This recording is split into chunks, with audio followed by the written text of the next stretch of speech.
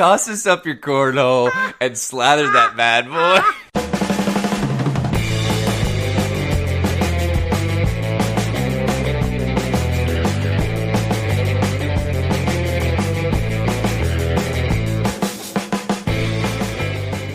Hello, everybody, and welcome back to the Tether Radio Podcast, the only podcast keeping you from spiraling out into the infinite abyss. I'm your host, Daniel, and I'm joined, as always, by Miss Allie, or... The Midnight Idol. The Midnight Idol. Apparently, that's Wayne Newton's nickname, but I'm taking it. Sorry, Wayne. Wayne Newton. Yeah, we were at a bar last night, just shooting the shit, having some drinks, and how did Wayne Newton even come Megan up? showed her baby picture where she had so much dark hair, and Jesse said she looked like Wayne Newton, but he couldn't think of the name. He was like, somebody Newton, that Vegas dude, and you were like, Cam Newton, and I was like, you motherfuckers. So then I had to Google Wayne Newton so you could see him. Yes. And then it called him the Midnight Idol, and I was like, I'm commandeering that name. God, that is amazing. That's so good. This is how, see, what listeners don't understand is this is almost like a stream of consciousness podcast. This is just us. It very much is. So, but all right, man. Rock and roll. Well, how was your week, Allie? Man, my friend asked me Friday how I was, and I was like, I am up to my fucking eyeballs in politics is how I am. Dude, I'm not complaining. It's all I can think about. And one day, it's the year to be up in your, you know? Yeah, like one day later on in the week, I was like, okay, no political stuff today. I'm just gonna like listen to an audiobook or something. Yeah. And I started an audiobook and I got, I don't know, 10 minutes in. I was like, no, fuck it. I'm gonna see what 538's talking about. Yeah. Oh, dude, yeah. I'm telling you though, but it's really funny to. Because I've been terrible about politics up until probably maybe 7-10 years ago, sure, something like that. And then I actually started like paying attention and like trying to figure out what shit is. Oh yeah, you know. I mean, as you get older, you care more. You know? Totally. And and I guess it's just like when you're locked at the house with the 2-year-old running around, it's like, well, I guess I'll read some politics. I'll do some politicking. But yeah. Well, rock and roll. What'd you get up to this week? Anything? I was trying to think of. So it was kind of a long week just because Knox County ended up getting out for flooding. Yeah. Which, oh my God, did you see on WBIR? They had a straight up article that was written, and its sole purpose was to defend the superintendent that decides whether or not school's out. Oh my God. Because parents were fucking pissed about that. At the time they let schools out, I almost left work because like they were closing so many roads. Yeah. Later on at like 1:00, there was no way to get home. Yeah. Like I was looking at the road closures and looking at the map, and I was like, I texted Jesse. I was like, I guess I'm gonna park over here and walk that like quarter mile or so if I can get to where I'm thinking I can get there. Yeah. And then the water like came down a little bit by the time I got home, and everything was totally normal. Yeah, which was weird. It's so weird, like how quickly, like it was the weird. Shit. I mean, it was like we got snow in Knoxville. Yeah. Let's see, Saturday. Yep. And a little Friday. Yeah, very and a little bit Friday. Yeah. And I mean, like, you look outside and it's like this winter wonderland, and then maybe like 4 hours later, it doesn't look like we got any precipitation at all. No. So weird. It was so bizarre. But no, so they closed that, which meant that Finn's daycare's closed, and I was like, son of a bitch. But whatever. Another day in the life. So, but overall, I think it was actually a pretty good week. Yeah. It was pretty crazy shit due to Monday night's happenings. Oh, you want to hop in? Oh. Let's just start with a bang. Okay. Before I get into all the caucus stuff, yes. I am so in love with Chapo Trap House, that podcast. You got to give it a shot. It grows on you too. Like the first couple times I was like, why are these guys popular? What the fuck? And something just clicked, and I was like, I love these guys. So, it was such a good week to keep up with them, because they put out 2 really good episodes this week. They had a live show in Iowa City the Saturday night before Monday's caucus. Mm-hmm. And it's just such good energy. Like, I was re-listening to it this morning because it was just, like, hopeful. Yeah. And, like, I mean, these guys are just cynical assholes, but they were still, like, they were getting teary-eyed. Yeah. One of them full-on cried, and I was listening at work, and I was like, I'm gonna have to take a break. Will's crying. I can't. Like, it was just so, like, it's just so cool. They're just giving these, like, heartfelt speeches. Mm-hmm. Where they're still cynical, but they're hopeful, and it's so good. And somebody on Twitter transcribed that at the end of the Iowa live show that they put out as an episode. At the end of it, they kind of all gave their little, like, individual, just genuine speeches. Mm-hmm. And people on Twitter were transcribing them, and I was rereading them. And I pulled just a couple quotes from this host guy. His name's Matt Chrisman. Mm-hmm. He said, he was basically talking about, like, America's broken. Yeah. And he's like, if good people of good faith, like the people you know in your lives, got together to create a society, they wouldn't make it this one. And I agree with that. Like, no one, like, we've got a lot going for us in America, but also a lot of it's shit. Yeah. Well, the potential is way higher than what is manifested at this point. And so, like, there's just so many ways that it's broken. And he says, you know, you realize how broken so much is, and you realize as one person you're just powerless against it, and then you're, like, mad at yourself because you can't do anything. Mm-hmm. And then you're mad at other people because they're not doing anything, but they're one person. Yeah. But this whole Bernie campaign is the first movement any of us have seen in our lives that just has this promise of bringing a mass of people to the realization that they aren't alone. Mm-hmm. And he said, there's such a thing as a common dream of a more humane world that we can fucking make. Mm-hmm. And, like, that's so true. Like, just, I know this sounds very woo-woo and like, well, I mean, you know, like, I have a dream or something. Yeah. But, like, by ourselves, none of us can do anything. But this campaign is telling us that all together, we can do it. Yeah. Yeah. And I love that. And, like, it was just so, like, it was just such good energy. And, like, and the way they introed the whole thing when they got out there, they, like, bullshitted for a second. And then they got into the show and they were like, so I heard from a really reliable source, I heard you guys canvas houses. And I was like, yeah! I get that reference! Yeah, I get that reference.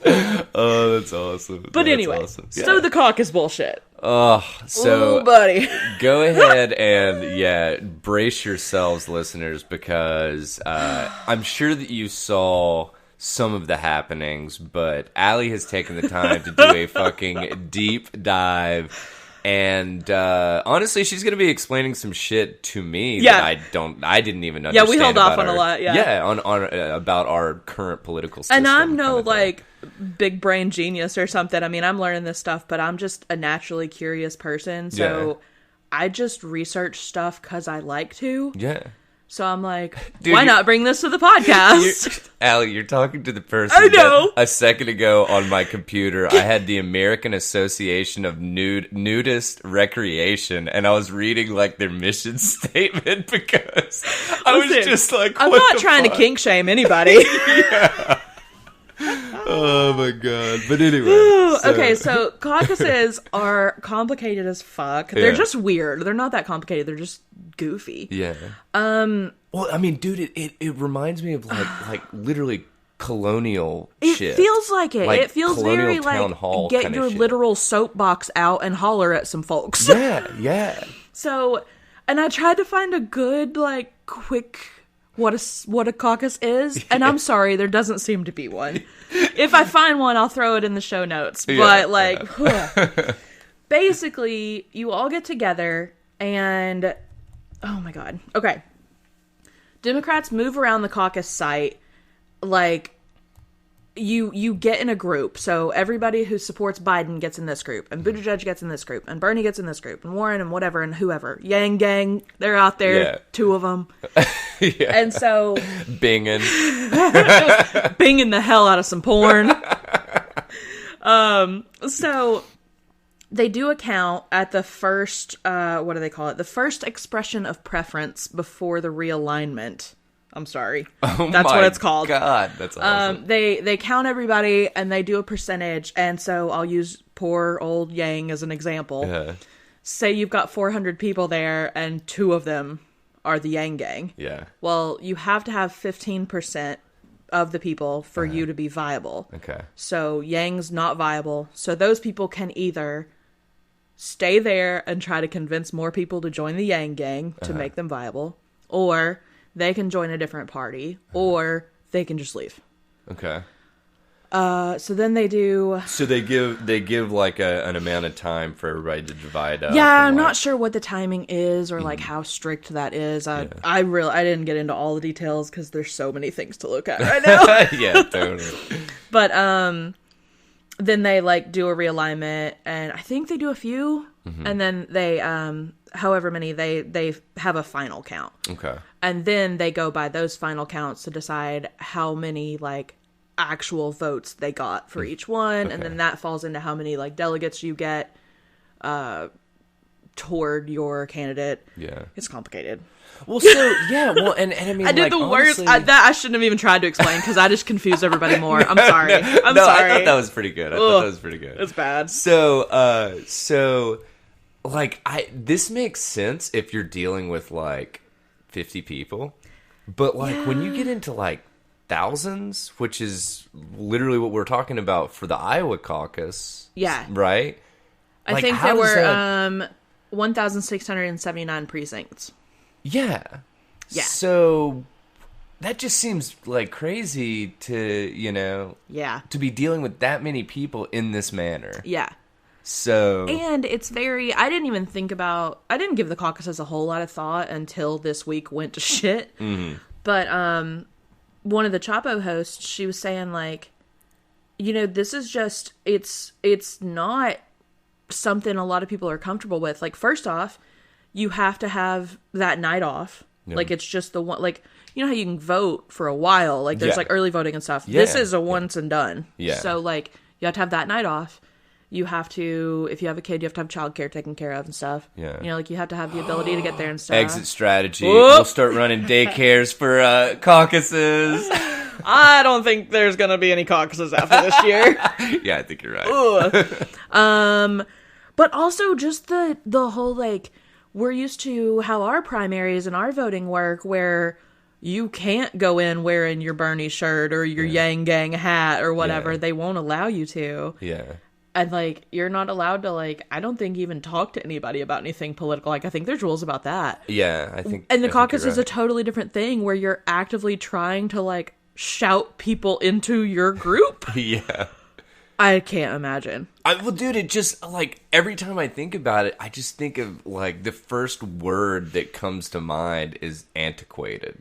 Yeah. Like, literally, this just seems completely... Yeah. Like a town hall meeting, and like that it's just a clusterfuck. It's so weird. But anyway, so and wait, so it didn't work well? What? Where shall we start? Yeah. I found a really good summary from a dude who's a journalist on Twitter. His name's Walker Bragman. Mm-hmm. His tweet said, "Not great optics here, folks. Dems paid a company literally called Shadow to create a caucus app. Buttigieg campaign also paid Shadow, his FEC records show. The caucus app fails. Buttigieg declares himself the Iowa winner with no results." That's a pretty fucking good summary right there. That's actually a really good. Yeah, that's why I saved it. Yeah. Mayor Pete gave this victory speech before any results were in. That's that's what I saw. Like on Twitter, weird. He was like his feed was like somebody on Twitter said, "Did he just post his entire drafts folder at once?" And that's really what it felt like. Really? Like it was like this whole tirade of like, we did it, we got Iowa, now we're on to New Hampshire, and I'm like, Iowa's not done. What? Yeah. Ugh. But so they my understanding was they had percentages coming in. Yeah. And it was like 75, and I think they got up to 80 some percent, and then they took everything down. Yeah. Or something like that for like a whatever. Couple days. Quotes, well, in quotes, like recount or like clarification or some bullshit like that. I don't know that we're ever going to get real good numbers and answers out of this Iowa caucus. No. Like, yeah. The Associated Press put out a thing being like, we're not going to declare a winner. Like, it's too close to call. And yeah. Well, and that was the thing, is because it was literally 1/10 of a point. Yeah. Was the difference between it was Buttigieg like 3 and Bernie. votes. Yeah, like, it was 3 votes at one point. It's insane. I think that's the last count. Oh, is that the last? Oh, I think okay, so. Got you. And so, that like, was Bernie eventually, like, also, like, claimed victory, and he was like, we won Iowa, and, like, sure, okay, fine, you tied, that's whatever. Yeah. But, like, Buttigieg is out here calling it at, like, I don't know, midnight?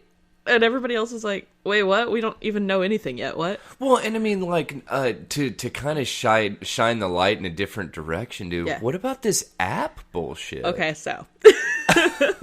One of the 77 accounts that Shadow follows on Twitter is the Democratic Majority for Israel, who launched an attack ad campaign against Bernie Sanders just before the Iowa caucus. I think they spent $800,000 on it. What? So sure, that seems good and great and above board and fine. Yep. What the fuck, man? Yep. The Des Moines Register reported that Shadow collected $153,768 in 2019 from 7 different Democratic or advocacy campaigns. Blah, blah, blah, blah, blah. Among them, they got money from the campaigns of Biden and Buttigieg. Cool. Again, good, great, all on board. Love that. I mean, I don't understand how that's not illegal. Right?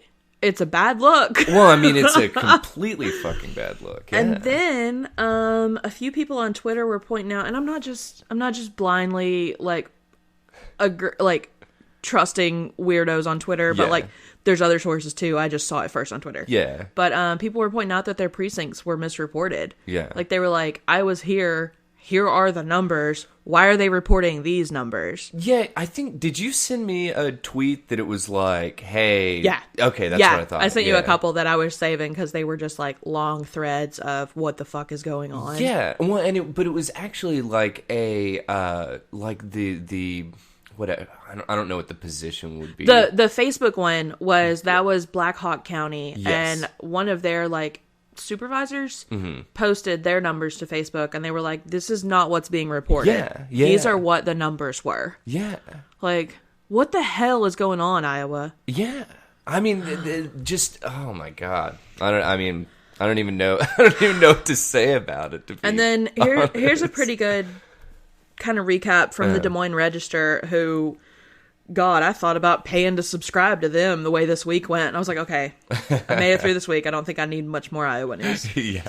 As the Iowa Democratic Party struggles to report full results of the 2020 Iowa caucuses, caucus goers, campaigns, and journalists have found inconsistencies and errors in the data released. The Des Moines Register found discrepancies between official precinct-level worksheets and what the Democratic Party posted in results.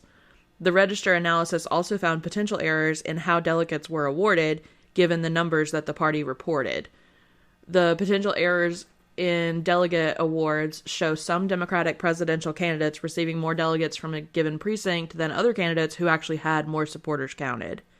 So basically, this person won by votes. They should have got this many delegates. Yeah. But instead they got fewer, and they gave more delegates to whoever came in second and stuff. Like, that happened multiple places.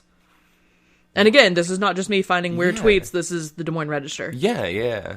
Like, what in the world? So and I don't know if you can, because I'm, for my own edification, I guess, in regards to delegates, awarding delegates, is it like normally a like first place gets 20, second place gets 15, you know, or and I'm using arbitrary numbers, but do you know how those are assigned? I think it's something like that.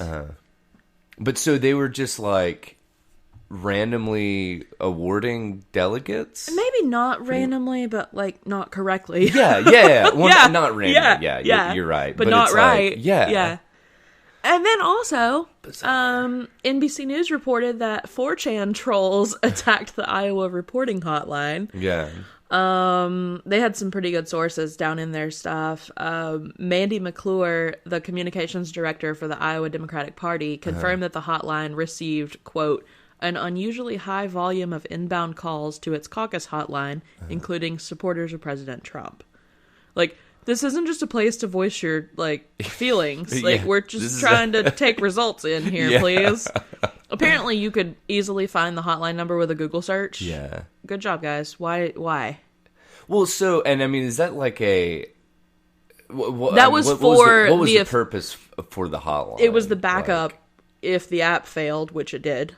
Okay, so this is where the people who were over each precinct were supposed to be calling in to report their results. God, why is that number Googleable? Yeah, what the fuck? So they quote one person saying they got several calls supporting Trump, and then they got another person who said it was obvious the number had been posted online somewhere because he received a lot of weird calls, but none of them were about Trump. Yeah. But, I mean, it's just a supremely hot mess. It's such a mess. Yeah. And I feel like I just barely, just tip of the iceberg, anything that I covered on it. Well, I mean, the headlines and stuff, like, while it was happening, were just like... Yeah. Everybody's like, what the fuck is happening in Iowa It's so hard to make heads or tails of any of it. Yeah, yeah. It's just wild. Also, I saw some real good hashtags this week. What'd I see?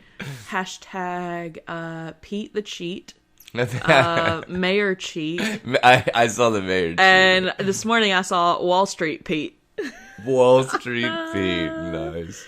Oh, man. Well, so, which we looked up what states still have caucuses. Yeah. I think it was like, Iowa and like 3 others, I think. It was like Nevada, Iowa, Wyoming, and like one of the Dakotas. Yeah. North Dakota. Maybe North Dakota, I think. But I mean, that is baffling to me that they even still hold caucuses. It's such a weird thing. Yeah. And I know so many people who are like, I'm fine and I'm outspoken and I'll go do that, but like a lot of people would not. Like I love my mom. I could never picture my mom doing that. Yeah. Like she just doesn't like confrontation, you know? Yeah. And she's very strong belief-wise in what she believes politically. Well, and she's not going to go argue with strangers about it. But I also wonder just how effective that, you know what I'm saying, that it's like, okay, if you showed up and you've got your whatever, to use Yang again, your Yang Gang shirt on or whatever, and okay, he didn't get the viability, and then they do the realignment stuff. Also, like, are you really just gonna be like that quickly just hop over here to Buttigieg or something? Like, right? I don't know a lot of people that really have a second choice. Like, people act like everyone's got like theirs lined up, but I don't really like. Well, the New York Times has 2 lined up. Well, I'm just kidding. God. Yeah, and then like the Des Moines Register not putting out their final poll last weekend. Yeah, that was a whole shit show. Like, that was because Buttigieg's campaign raised a stink about how the poll was done. Mm-hmm. It's just a weird thing. Like, everything, I feel like everything's corrupt and you can't trust anything and it's all garbage. Dude, no. And this is so fucking terrible, but I feel like that's kind of where we are. Yeah, like, man. Just with I'm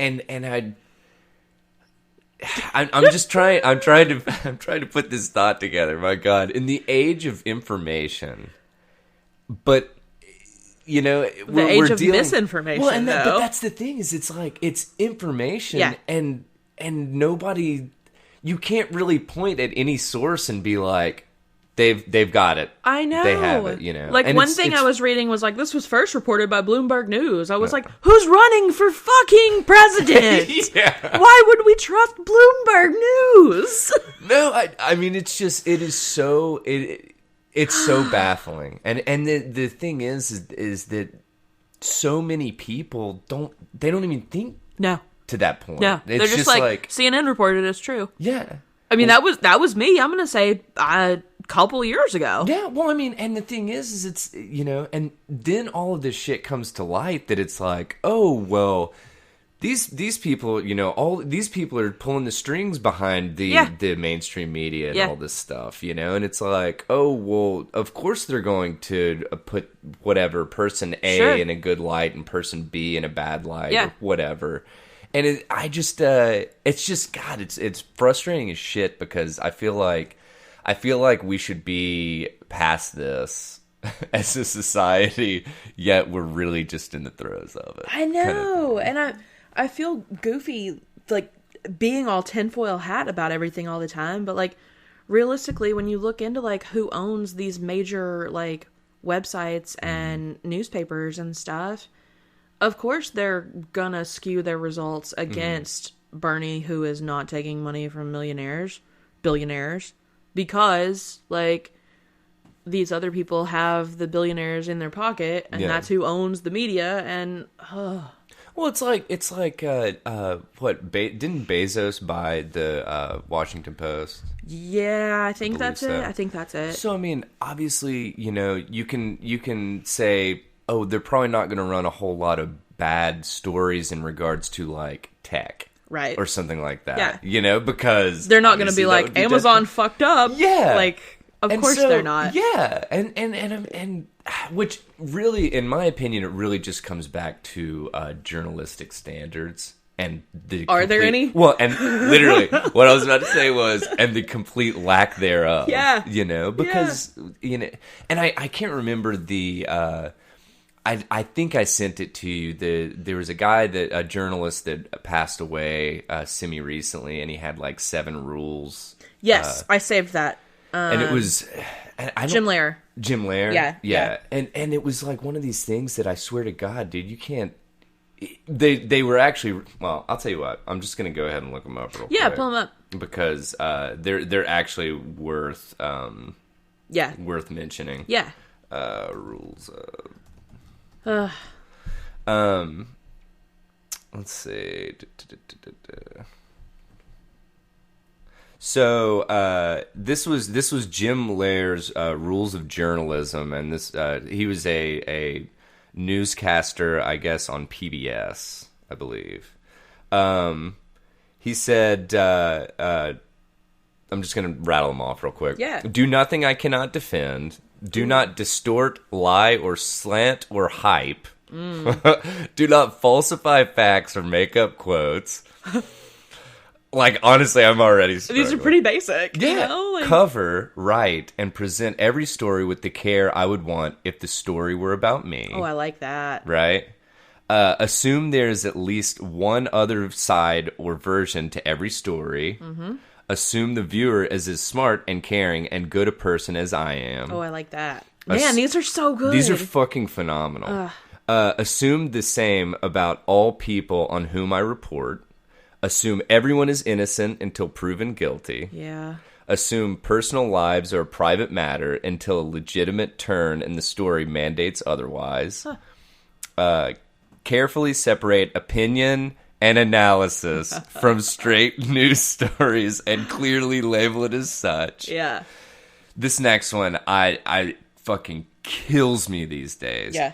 Do not use anonymous sources or blind quotes except on rare and monumental occasions. No one should ever be allowed to attack another anonymously. There are so many quotes in articles that we read, or that I read at least, that it's like someone that's familiar with the event.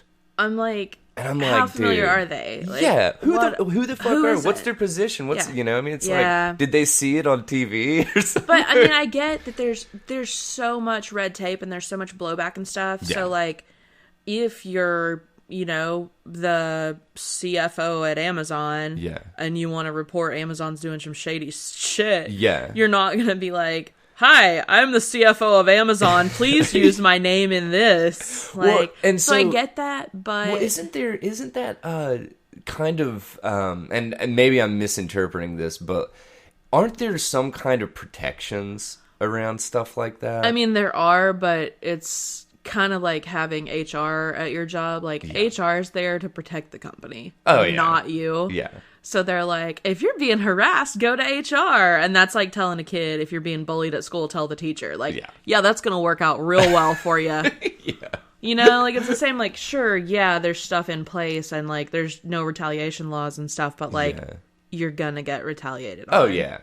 And they're just gonna be like, no, this isn't retaliation. This is because you suck at your job. That's why we're firing you. Well, and so, you know? but I think that, and I agree with you, but it's also one of these things that it happens all the time, as opposed to, like they said or like his little rule, rare and monumental occasions. Sure, and that's when you should. Like, if you're gonna oust a fucking Amazon, a $1 trillion company. Yeah. But all right, so I've only got 5 more. Do not broadcast profanity or the end or the end result of violence unless it is an integral and necessary part of the story and or crucial to its understanding, which the media fucking does that all the time. It's disgusting. Just like with like shootings and stuff like that. Acknowledge that objectivity may be impossible, but fairness never is. Ooh. Interesting. Journalists who are reckless with facts and reputation should be disciplined by their employers. My viewers have a right to know what principles guide my work and the process I use in their practice. And this last one, let it fucking ring from the mountaintops. I am not in the entertainment business. Yeah. I love that. I mean, we are. Oh, I'm sorry. I am. We're here to edutain people. Edutainment, man. But I love those. I thought those were really, really good. More journalists should stick to that. Yeah. Honestly. Yeah. Because we're absolutely opinionated, and we're not, but we're not out here trying to present that we're not. Yeah, exactly, 100%. Yeah. You know, we're gonna tell, we're gonna have a recap of an article, and then we're gonna opine. Oh yeah, so, love to opine. Yeah. All right. Well, do you have? I have plenty of stuff that's not political too. Well, no, I was just gonna ask if you had anything else that you wanted to say about the. I think that's plenty. Stuff. Honestly, if you care at all, like, Chapo is such a good podcast, and they don't need your listenership. Like, they're doing fine, but man, they're good. They're real good. Yeah. Rock and roll. Check them out. Yeah. All right. So let's see. From here. Yeah. Let's talk about. Do you have anything burning into your screen that you? I do have a quick update on a story from last week. Okay. Our woman that was murdered in Canada, who was a sex worker. Yes. And the guy was out on parole for another violent murder and murdered her. This is kind of just this whole story felt kind of fluffy. It's from the BBC, but a lot of people picked it up this week, and apparently the parliamentarians are really mad at that parole board. Yeah. Duh. Yeah, right. So they're investigating and stuff, but basically it's still up in the air. Yeah. They're trying to figure out why the fuck he was encouraged to be around women. Yeah. And also why he was even out on parole. Like, he killed his wife with a hammer. And it was only like he... It was in 2004. Well... Okay, and got you. Okay. Like, 15 years is a long time, but you killed someone with a hammer. Yeah. What? So yeah, that's wild. That's fucking, yeah. Yeah. I'm sorry, that's brutal. But that's what happened. Yeah. You know? And yeah. So they're pretty much being like, also before that he had gotten in trouble for assault and threats on another partner and stuff, and they're just like, why is an extremely violent offender out on parole at all? Yeah. And they've also lowered him from high risk to moderate risk. And they were, like, gonna review that in 6 months. Well, 2 months before the 6 months were up, he murdered this lady. Jeez, dude. So, yeah. The board said in the decision that they were concerned about the inappropriate sexual relations with women that he was allowed as part of a risk management strategy, saying it was itself a serious and worrisome risk factor that would need to be reconsidered. But yeah, they're pretty much aggressively reviewing all that to try to see what the fuck went wrong and how they could not let something like this happen again. Yeah. So hopefully I'll have more updates. I'll try to keep my ear to the ground on that. Rock and roll. And shout out to my friend Nicole for pointing out, hey, did you see that there's some updates on that? And I was like, no, I didn't realize there were so quick. So very glad that she pointed that out and that there's stuff being investigated. Dude, always appreciate it. If you guys find any kind of updates that we happen to have not seen, send it to us. My God. Or anything we ought to be covering. Yeah. Yep. If you feel strongly about shit, we always do too. Hit us up, tetherradio@gmail.com, or reach out on any of the social platforms and stuff. So, all right. Well, I would like to talk about a Colorado police officer that was found drunk in his patrol car, and how the district attorney is, quote, incredibly frustrated. He's unable to prosecute this police officer. Oh. Yeah. So, basically what happened was there was an Aurora police officer who was found passed out drunk in his car last year. And this guy, I mean, this just screams like fucking like whatever, the police department. Corruption? Yeah, like the police department literally covering this shit up. Yep. So, let's see. He was found unresponsive, and he was parked in the middle of an Aurora street on March 29th of 2019. Okay. He was armed and in uniform. So there were two police officers that showed up, Deputy Chief Paul O'Keefe, and let's see, who's the other guy? I think he's named later on, but anyway, they said that they smelled a faint smell of alcohol on him while he was in his vehicle. I mean, this dude's fucking passed out drunk. I would think that you would smell. Yeah, you probably smell it. Yeah. And he basically said, quote, he's a little intoxicated. One of the police officers says to the other, because it was picked up on the body cam. So basically what has happened at this point, they took him to the hospital because they had thought that he had had a stroke or some kind of event of thing. Yeah. Medical staff at the hospital he was taken to had drawn Myers' blood, and results indicated his blood level was 5 times over the legal limit. I believe in the somebody looked it up in the comments or whatever. 0.45. Ooh. A 0.45, which I believe in Tennessee, is it a 0.08 or is it a 0.1? Probably. So 0.08. I think it's a 0.08. I think it's 0.08. So if that's 5 times, that would be 0.09 there. Yeah. So that's about right. I mean, it's just like fucking insane. And the worst part is dude's still like fucking working and like all this jazz, but somehow they basically the district attorney is not able to prosecute him because they didn't follow like the proper like booking and all this stuff.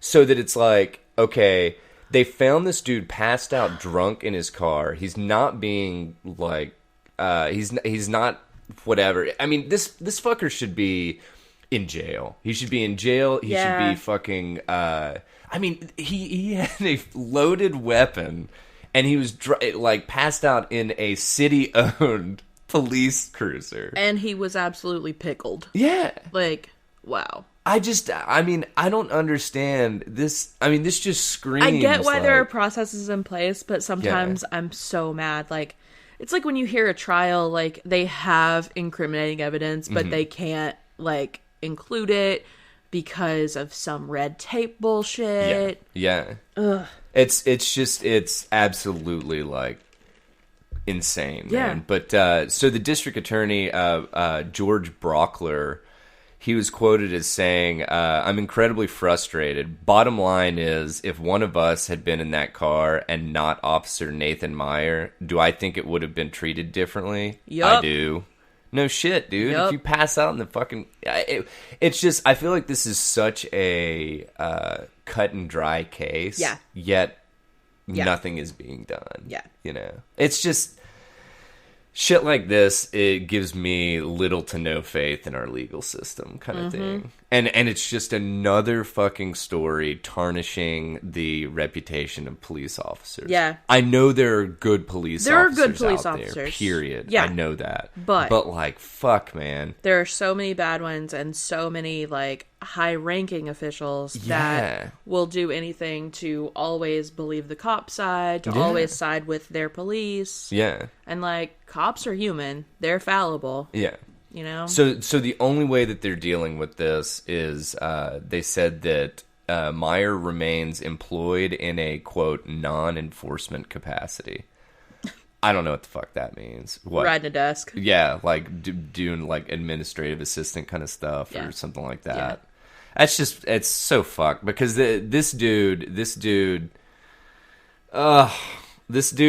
did this, and then and when who knows he if this was the first time? Yeah, well, and that's the thing, dude. With the .45, it could not have been.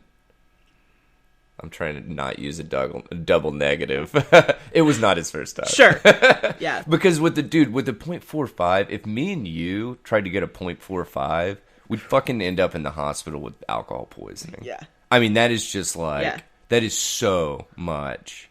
But anyway, they made no efforts to like fucking take blood samples and stuff to like find out. You know, the only reason they found out his BAC was because the medical staff did it for like medical testing kind of thing, not as a whatever to try to find his BAC or whatever. Right. Yeah. So. Yeah, they were just doing blood work. Yeah. But yeah, I mean, it's just this shit is outrageous. But anyway, so that was kind of all I had on that one. I do have another one, and I feel this is kind of terrible because I'm kind of hating on the popo right now.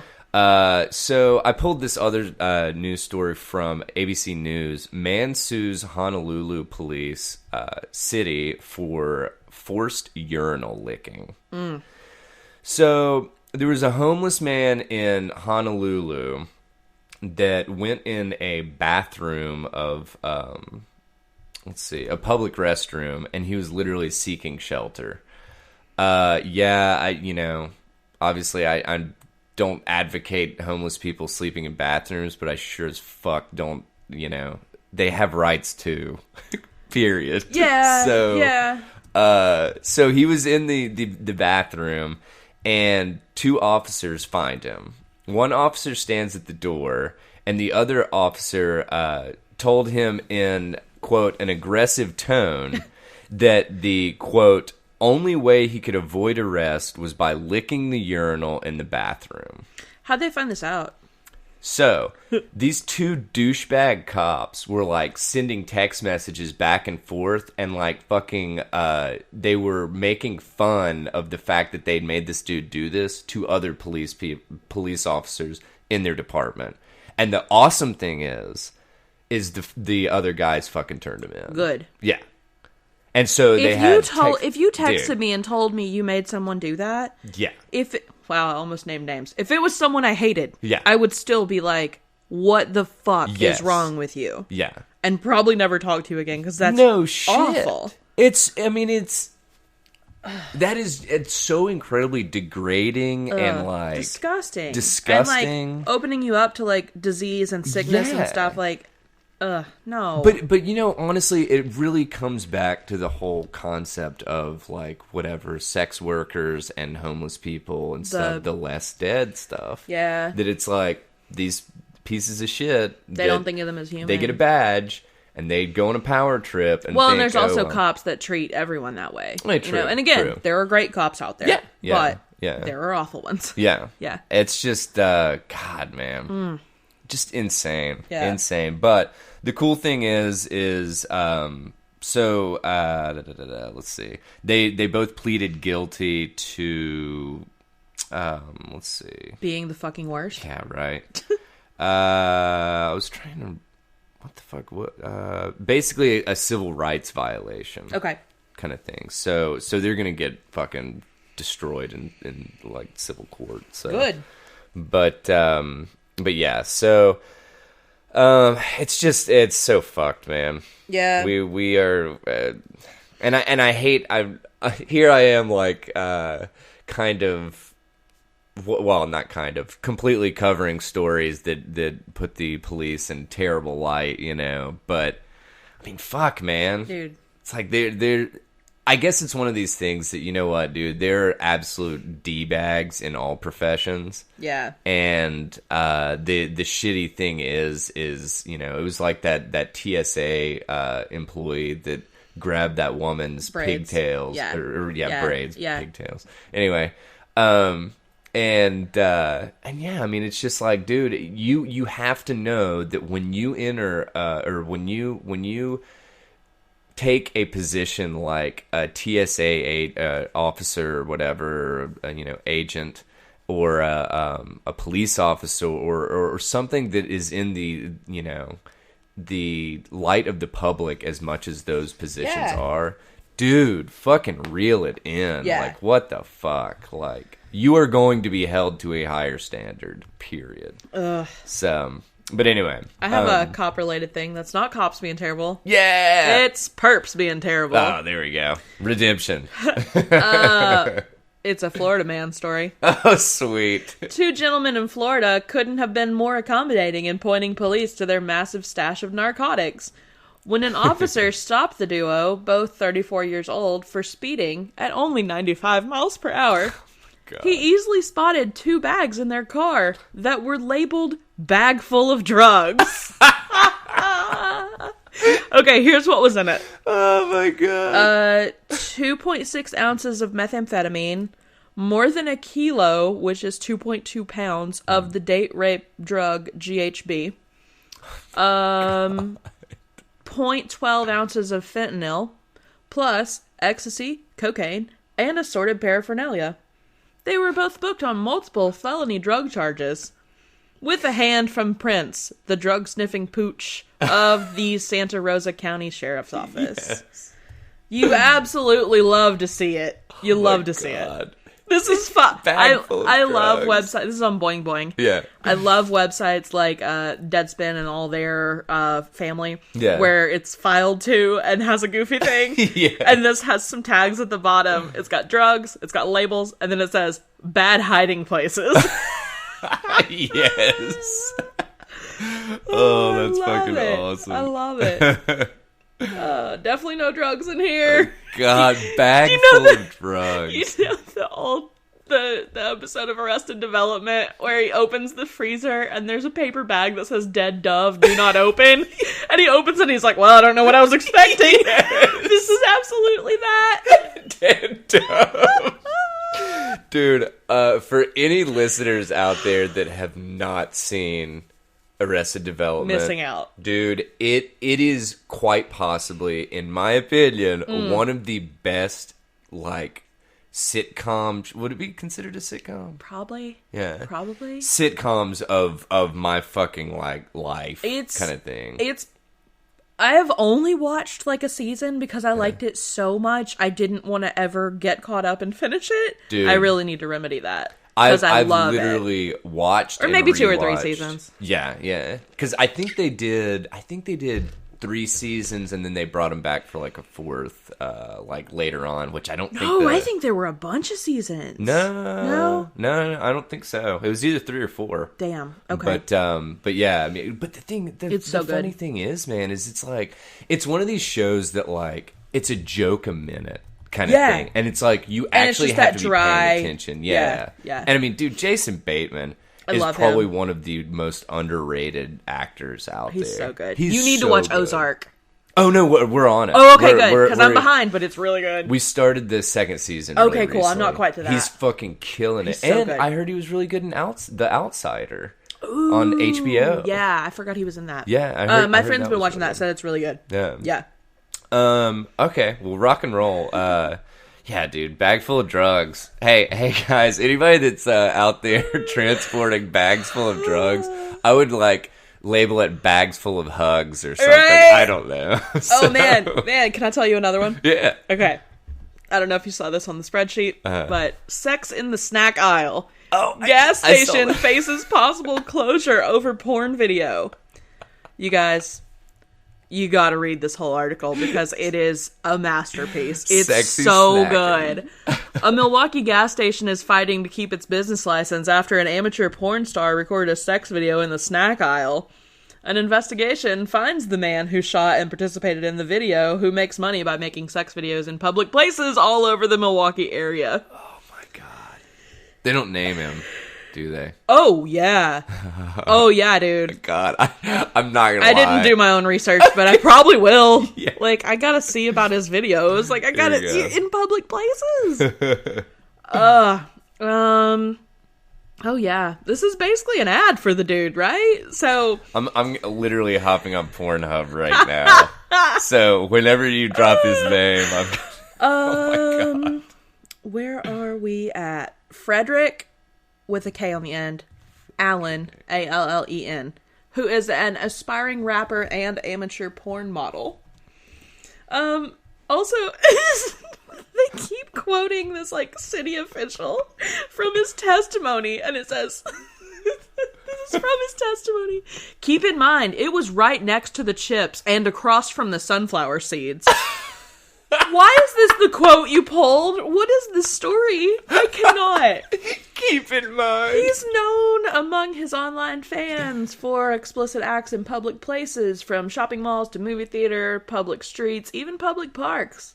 He's made sex videos in fast food parking lots, inside hospital rooms, on top of car hoods, and city rooftops. Dude. This is something they do all across the city, said Alderman Rainey. Oh, it's like a business, Frederick Allen said when Fox 6 caught up with him outside his house a few blocks from the gas station. Okay. They've got this, like, pull quote, but they don't really say... Oh, no, it's their interview with the guy. That's what it's from. So, wait, real quick. So, did they, like, lock the doors? Or they're, like... And then... We'll get there. Oh, okay, we'll get there. Okay, cool. God, I'm just, like... He said, I get paid every month, like, $10,000. $10,000 a month? Investigator Brian Polson asked. $10,000 what? A Fox 6 photographer asked from behind the camera. $10,000. $10,000 what? A month? Yeah, $10,000 what? Clamshells? What do you think he's talking about? He's gotten in trouble before. In 2017, police identified a 15-year-old girl in one of his videos. Ooh. And he was like, what's my charge? And they're like, 2nd-degree sexual assault of a child. Yeah. And he slumped back into his chair. Oh Charges were later dropped when a witness backed out. Meanwhile, his sex video enterprise appears to be going strong. He has more than 67,000 subscribers to his channel on the adult website Pornhub. Oh, God, I couldn't find him. His videos on that site alone have more than 100 million views. Gee, and dude, you said Frederick Allen, right? Uh-huh. Maybe he goes by something else or something. It's a disgusting act. I'm not going to sanitize this, said the attorney for the company that owns the gas station. Oh my God. The gas station video is especially controversial because of what it showed in the background. It was the owner. He was there. He was watching. He didn't pick up the phone. He didn't call the police department. You can see him in the video and he's filming it on his phone. What the fuck? You can see him standing behind the glass watching. And, he's watching. Another employee is there recording it on a phone. Yeah. It's just like, dude, he goes home that night and he's like, you know, Cheryl, you are not going to believe what happened at work today. Did you sell out of Sun Chips again? Yeah. Oh my God. I have a... go ahead, sorry. The video is on Pornhub with 35th and Townsend in the video clip's title. 35th and Townsend. Man, shout out to Fox 6 now, out here doing all but linking us to the video on Pornhub. Okay, so what was it? 35th and Townsend. And Townsend. Is it there? Gas station surveillance Hell video. Yeah! Oh, yes! Oh It's totally... Oh, yeah. Oh, my God! They're just totally... Yeah, right by the sunflower seeds. Oh, that's no good. I'm showing it to Allie. Oh, no. Holy shit. Apparently, the owner later said that the porn star kid said, if you're going to call the police, I'll shoot you and burn your gas station. Oh, jeez. He denies that. Yeah. And also, the officials didn't buy that either. They're like, dude, they said he was protected by bulletproof glass. So the idea that he was in fear, I take exception to that. Can I start saying that? I take exception to that. That's my new way of saying fake news. That's awesome. Real quick tangent story about weird acts in public places. So I worked for CVS for a while as a tech. Mm-hmm. And I came into work one time, and a pharmacy tech. I came into work one time, and the manager grabs me, and he goes, "You're not going to believe what happened earlier." And I was like... Was it in the chip aisle? Yeah. This was... it was literally just in... Actually, you know what? It was in the snack food aisle. Oh, God. That's hilarious. Oh, anyway, God. He's like, "You have to watch this surveillance footage." And I was like, okay. So he takes me back to the office. Yeah. This girl walks down the aisle, squats down. I knew it. Takes a fucking dump in the floor. I knew this is what it was going to be. And then goes to the bathroom and, tries to flush, her underwear that has poop all over it down the toilet.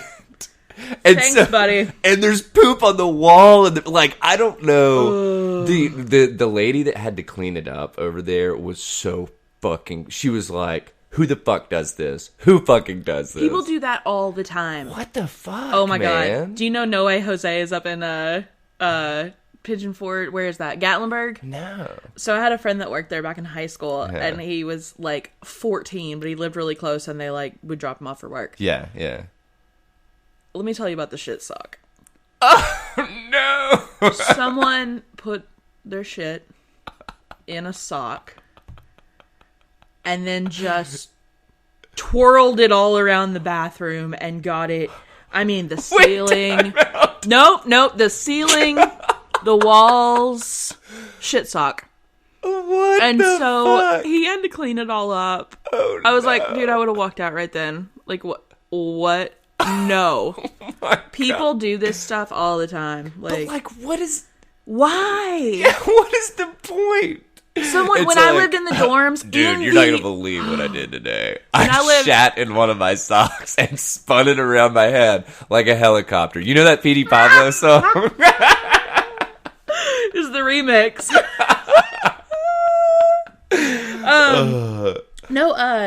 Yeah, shit sock. Yeah. God. That is fucking amazing. But oh my God. When I lived in the dorms, someone took a shit in one of the washing machines. And I'm like, either you shit somewhere and then you put it in the washing machine, and I'm thinking more likely, you squatted up on the open washing machine and balanced and hoped you didn't fall in. What? What is wrong? Who are these people? Oh my God. God, man. But that is amazing. It's fucking terrible and disgusting, but obviously, I guess there's some comedic value to it. So, absolutely. This story is just that is. Amazing. And the best quote from it. "I got way worse videos than that. I'm cold with a camera." What does that mean? I'm cold with a camera. Oh my God, we need to start... I got threesomes at the police station on top of a cop car. I got some wild stuff. I love this guy. Oh my God, we need to start referring to ourselves as being cold with a mic. Oh God. He said this isn't even the first porn video he recorded at this gas station.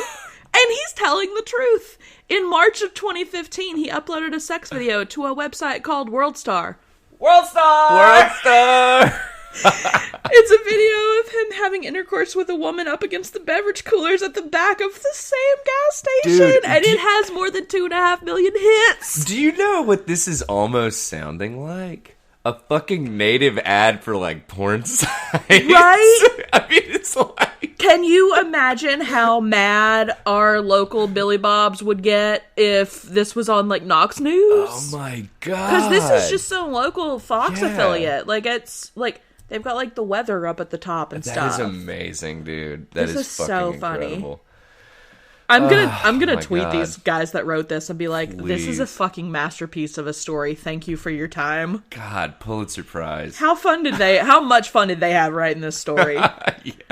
10,000 what? Cameraman pops out. 10,000 what? 10,000 what? You're not supposed to talk. You're the photographer. You're behind the camera, dude. Couldn't resist, man. I had to know. 10,000 what? Inquiring minds must need to know, man. What a fun story. Oh, that's awesome. All right, so I'm going to hop into this one about Walgreens since I was just talking about CVS. Let's hate on Walgreens a little bit. Walgreens to pay $7.5 million in settlement over phony pharmacist. This is unbelievable. This is absolutely incredible. And I actually have a story that I was talking to Allie about. Oh, yeah, I want to hear that. Yeah, with CVS, in regards to CVS. So Walgreens is paying $7.5 million to settle with California authorities after an employee was criminally charged with impersonating a pharmacist and illegally filling more than 745,000 prescriptions in the San Francisco Bay Area. So this makes me think. Uh-huh. I'm kind of, like, pretty much a rule follower when it comes to, like, the law, because I get caught when I do shit. I'm right there with you. So, like I speed, sure, but, like, not very much, depending on where I'm at. Like, I mean, I treat Pellissippi like an Autobahn, but we all do that. Yeah. But, My uncle has a, shout out to Tim if you listen to this. He has a little quip, I guess, for speeding. Yeah. He's like, 9, you're fine. 10, you're mine. And I swear to God, I've lived by that. I love that. Never had a moving violation. Yeah, man. So, yeah. But anyway. But yeah, like, I get caught when I do stuff wrong. Yeah. So when I'm, like, behind a car at a red light and their license plate is, like, 6 months expired, I'm like, how? Yeah. Like, I absolutely know, like, mine expire in March. Yeah. I know that if I don't get them renewed in time, like, April 2nd, I'll get fucking pulled over. Dude, I just And this lady did how many years as a fake pharmacist? Oh, yeah. 2006 to 2017. Again. 11 fucking years. How? Oh, somebody did the math. Your girl was prescribing or filling stuff like crazy. Oh, so is that in that article? I don't think so. Because this is actually a pretty short little blurb. Okay. But no, I mean, but that was something that kind of totally is in line with my CVS story. Okay. Because what happened was this person escaped jail. Yeah. Goes to CVS, gets employed as a pharmacist. Now, I think and it was another female, which is interesting. But she worked at CVS for, I want to say 6 to 8 months. But she was working like 60-hour weeks, 70-hour weeks. Yeah. So she ended up, I think they figured out, like, had she actually made an annual salary instead of being paid, like, hourly, she was going to make, like, it was like $300,000, $400,000 kind of thing. Yeah. But it's just, I don't understand how does this go unnoticed for 11 fucking years? I mean, this is absolutely insane. And then they go on to say that allegedly more than 100,000 of those prescriptions that were filled were for opioids, such as fentanyl, morphine, and codeine. Yeah, dude, this is just absolutely crazy shit. So as soon as they found out that this lady existed and was not licensed and all that jazz, Walgreens actually audited every one of their pharmacists in nationwide and double-checked licensures and stuff. So good on them for that, but like, fuck, man, how does... I don't understand how someone can get employed as a pharmacist and they didn't check, like, do a background check or, like, check that their license is valid. Like, if there's and any also, time... don't you check that they keep their license valid? Like, yeah, not you, only you did have to have yeah. your license, active license, visible in your pharmacy at all times. Like, as in, me and you could walk into any Walgreens, CVS, whatever, and it's behind the pharmacist, just visible to the public. Just like you go to, like, any public place, they have to have, like, their, like, fire code, like, capacity and stuff somewhere. Yeah. It's got to be posted and stuff. Yeah. So I don't understand how this is even... I don't understand. Like, I get that maybe they didn't, whatever... Which, that's something else, and honestly, I was just thinking about this. I don't know. I don't think she was using... Oh, okay, yeah. She was using license numbers of registered pharmacists in order to impersonate them. Yeah. So she did have a legitimate license. It just wasn't hers. But I still... I get not being able to catch this shit for like 6, maybe 12 months. Right? But at some fucking point... 11 years? Yeah. How can't understand it. Like, God, what super terrible publicity for Walgreens. Ugh. But and then I saw in some article about it. They were like, we're investigating why this wasn't caught sooner. Yeah, you better be. Yeah, no shit. Lord. My God. But it's an internal investigation that we'll never hear about. That we'll never hear the results and stuff. So God. But so staying on the in the vein of healthcare. Yep. Megan was talking to one of her friends this morning via Marco Polo, and she was talking about, and this is just so bizarre. Yeah. I love you, Becky, if you ever come across our podcast and start listening. But she was talking about using a new CBD oil deodorant. There is CBD everything. So now. I was like, I want to know some strange CBD products. So I looked them up. Ooh. If you want to go explore this week, there's a new one right down here real close to your house. I didn't. It's basically across the street from the Kroger. Okay. Cool. You should go. I don't know what all they have, but it's right check there. It out. Yeah. Honestly, I might go and just like pick up a couple things and just see what the fuck it's all about. Yeah. So I've heard people have really good experiences. Like Sarah just gave her dog some because her dog like anxious kind of stuff. She's pretty old and she's getting kind of anxious because she's old. And they were like, "Oh, this may take like 3 or 4 days to like kick in." She was like, "No, dude, 20 minutes in, and my dog was like, oh yeah, this is good." Okay, yeah. Oh yeah, thank you, Mom. Yeah, like Sarah and her husband were like, "Maybe we should try some CBD stuff." No shit, dude. I mean, it really is like totally in a shit ton of different products. I remember when Joseph was still on the podcast. He was actually talking about how a lot of restaurants in California, obviously everything starts on the West Coast and migrates, Yeah. But he was talking about it, and this was when CBD hadn't really made it fully to Knoxville and Tennessee. And he was saying that like for, I think it was like $5, $7, something like that, whatever drink you had, like soda or whatever, they'd put like a couple drops of CBD oil in it or something. Neat. Yeah. So, whatever. As long as it's, like I always say on here, and correct me if I'm wrong, Allie, but as long as this shit's not causing harm, dude, even there is such a thing as a placebo effect. Sure. And, if it works, man, it fucking works, Whether or not it's doing something. I don't think Sarah's dog had a placebo effect. Yeah. Well, no. And that's the thing is because it's like, well, obviously it wouldn't understand. No. But anyway, so I started hopping down the CBD product rabbit hole.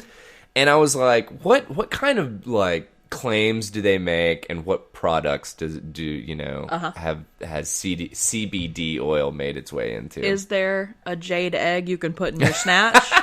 That's my first question. I didn't come across that, but I did come across suppositories and lube. No!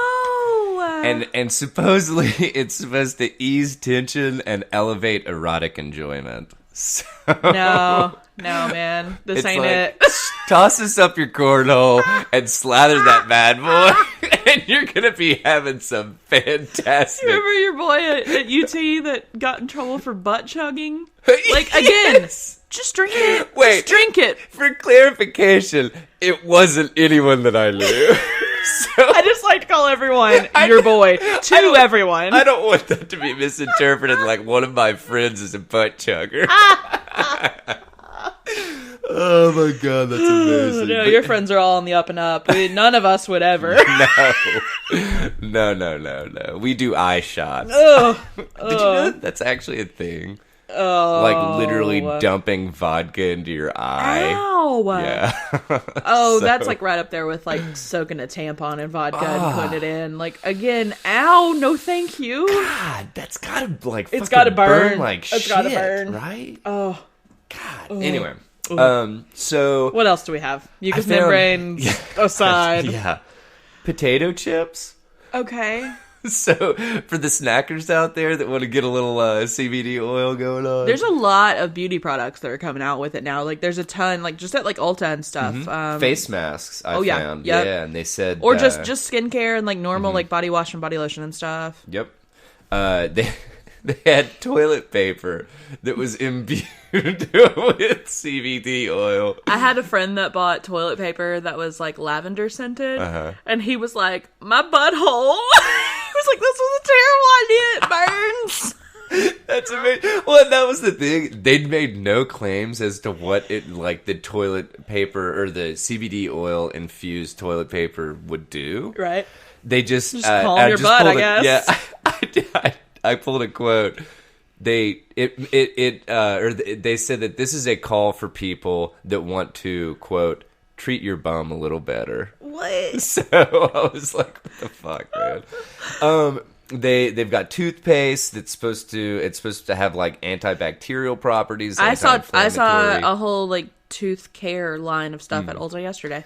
Chronic pain, and they said, which this is a bit of a stretch in my opinion, may help restore any damage to teeth due to cavities. I'm like, that might be a stretch. Bold statement. But yeah. They've got hair pomade. Okay. And they said that it would cause thicker hair growth and stimulate hair growth. So, yeah. Whatever helps you sleep at night. Let's see.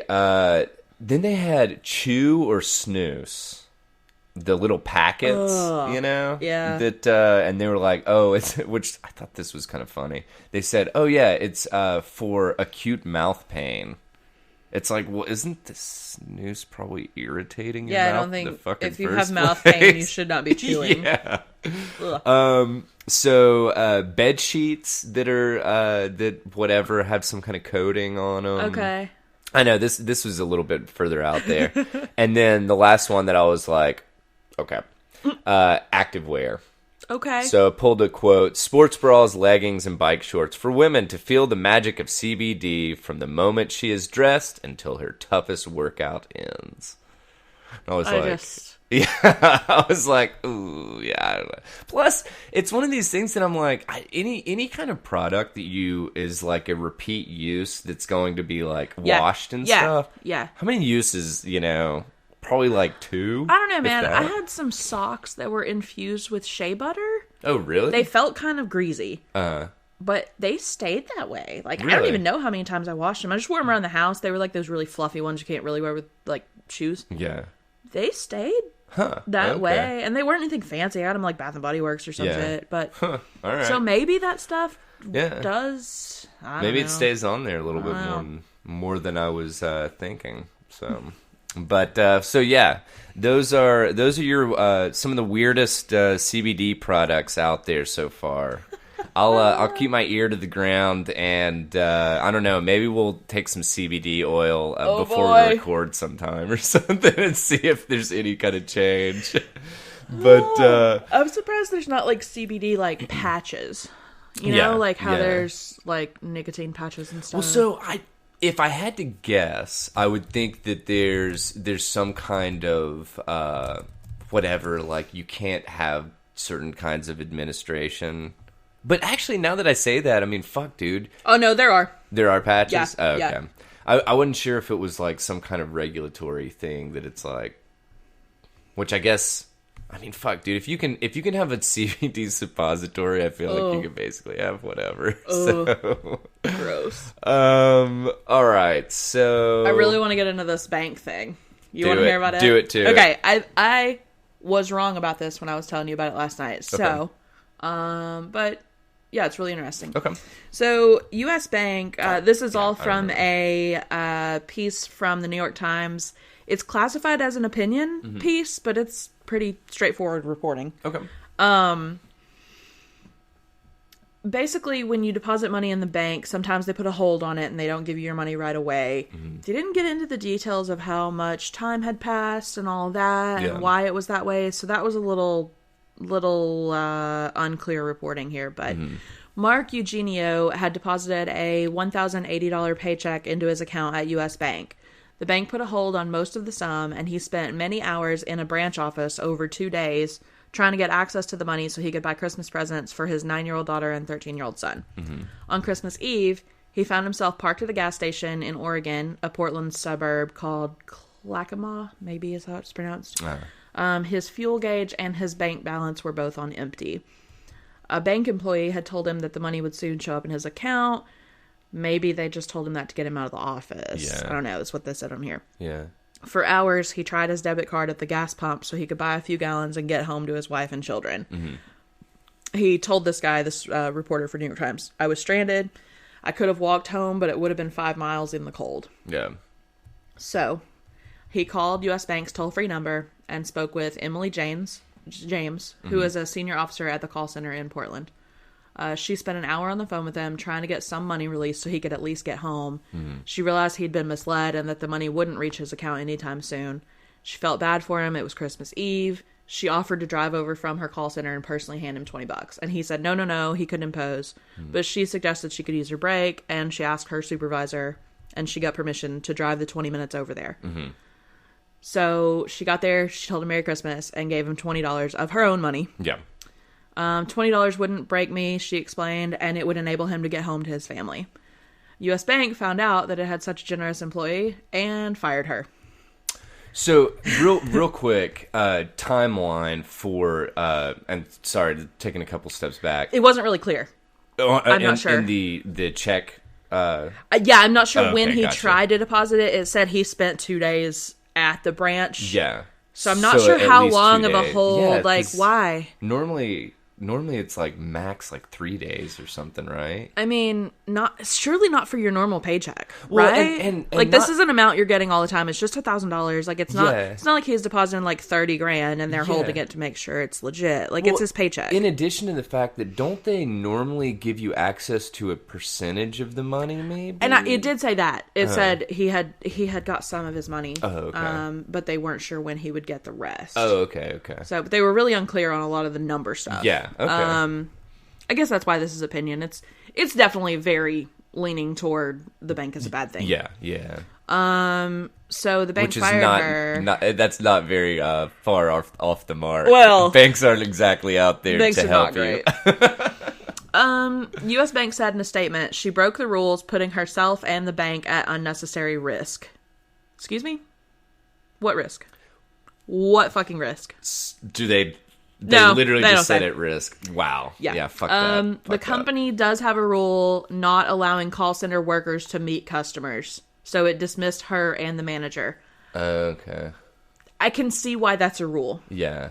But every rule needs to have an exception. Yeah, okay, in my opinion, I think that like I get that it was explicit in regards to the rules stuff. Sure. But also this was off the clock. This was her own money. This seems the bank didn't ask her to do it. Well, and this seems like more of a hey, don't do that shit again. Sure, maybe write her up. Yeah, exactly. They fired her with no severance. Yeah, that's That's ridiculous. Yeah. But I feel like, God, man, I feel like so many companies and corporations and stuff literally almost look for reasons to fucking fire people. Yeah. That it's like, it's just so that they can, like, whatever, be like, oh no, you broke our rules, you don't get severance. Yeah. Well, their vision statement on their website says, our employees are empowered to do the right thing. So this author said, I tried to ask the company's CEO, Andrew Cecere, why the bank fired an employee who, with permission, rescued a frustrated customer on Christmas Eve. He wouldn't return my calls. How about, with permission, was doing the right thing? Right? With permission was being a decent neighbor. Yeah. Like, just a good person. I mean, this is so... I'm trying to think of a way that this could be interpreted that it could be harmful, and I'm completely coming up short. Yeah. You know, because it's a scenario that it's like, okay, it would be different if, you know, whatever, she was taking money from the bank and, like, releasing it, you know. But this is her own... A bank spokesman told this reporter that an internal, quote, investigation had concluded she had misled the manager to get permission, that she could have found other ways to get money to him, that the $20 came from the manager, which the manager then did confirm, and that she had previously had disciplinary issues. And he said, I found the bank's, quote, investigation a whitewash and its explanations to be incoherent, mean-spirited, and contradicted by a series of internal bank messages that I reviewed. I mean, dude, this just seems... Man, I hate this fucking internal investigation bullshit. Yep. It's like, you might as well... That's like asking somebody to fucking audit themselves. Mm-hmm. And it's like, dude... Turns out I'm doing great. Yeah. I'm giving myself a raise. Turns out I'm awesome.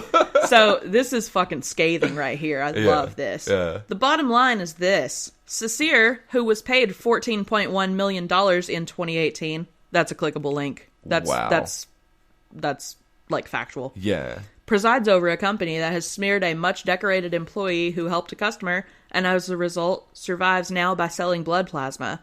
I suggest the CEO apologize, reinstate the employee, and promote her. He might also show contrition by selling his own blood plasma and donating the proceeds to a charity of her choosing. Dude. Get at it, buddy. Yeah. Fucking A. Go after him. Like I think it was I think my dad's dad used to say this, fucking A, Tweety. So, but yeah, man, that's awesome. When young Americans say in polls, which is a link, that they react more positively to socialism than to capitalism, it's because of the hypocrisy of institutions like U.S. Bank. Boom. Yeah. Roasted. Dude, I'll tell you, it's really funny. I was actually talking to Joseph a little bit about the banking system in America. Yeah. And really, when you think about it, it doesn't make sense to hold your money, give someone else complete and utter control over your funds. Because think about this. The IRS could contact the bank. Yeah. And say, put a freeze on Allie's accounts. And you would not have access to any of your money. Yeah. I think that is absolutely batshit crazy. Yeah. Yeah. And the thing is good luck fucking fighting the IRS. It's honestly, that's why I keep most of my millions in overseas accounts. Because you never fucking know. Dude, I've actually... And I need liquid assets. Yeah.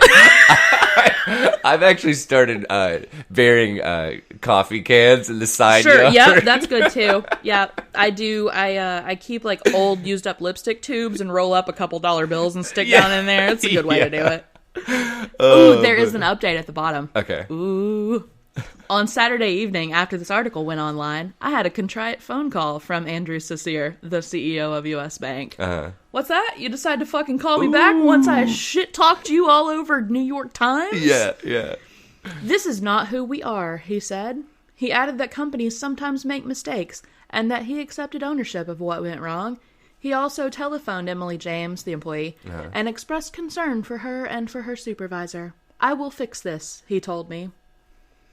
Gonna be watching that for an update. Yeah, no Gonna like shit. to see how he fixes this. God. I bet she sues the pants off of them and they settle. You think so? Oh, yeah. Man, well, that's not gonna get written up. Banks have exponential, infinite funds. Yeah. So, like, They could easily settle for like $500,000 and never even feel it. Yeah. Jeez, dude.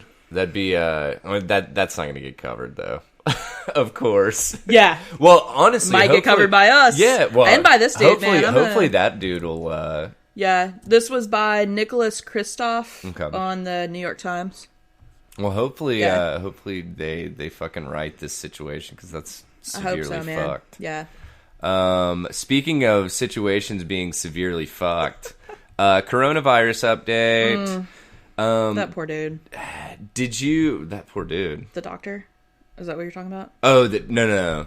So, the whistleblower doctor now he's dead? Yeah.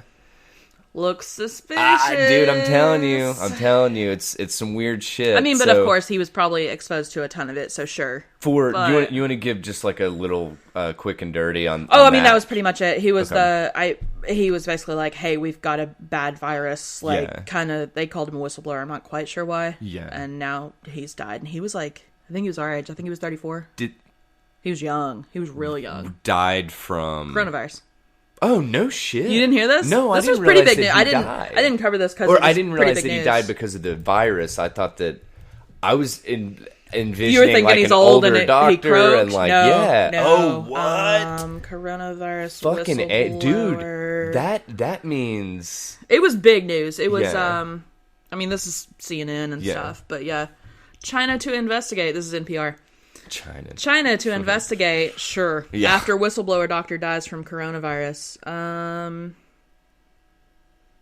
blah, blah, blah. Yeah, he was 34.